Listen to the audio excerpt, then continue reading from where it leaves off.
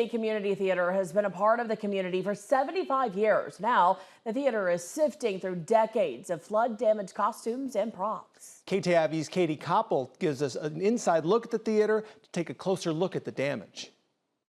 And the first day we got here, there was so much debris here, we couldn't even access this room, which is our main costume room. In the basement of the Sioux City Community Theatre sits decades of costumes, some as old as the theater itself. This was the vast majority of our costumes and props. We're probably talking in tens of thousands of items. 75 years. That's how long the Sioux City Community Theatre has been here in Siouxland.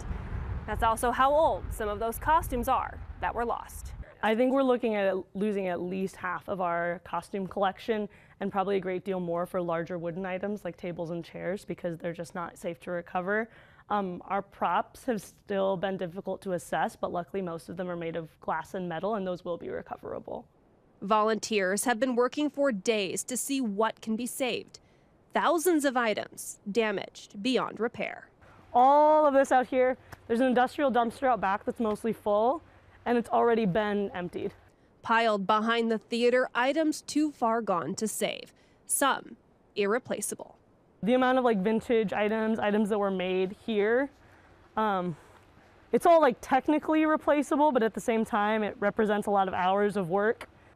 But all is not lost. Hundreds of pieces were saved, some stored on high shelves, others laundered and returned good as new. And you can see, even on longer items, there's no sign that they've been in the damp. There's no visible stains or anything, even on pale items. Everything that's come back has come back in pretty much the original condition it was in. The theater lights still shine brightly, getting ready for whatever comes next, including a new show in just a few days. At the Sioux City Community Theater, Katie Koppel, KTIV News 4.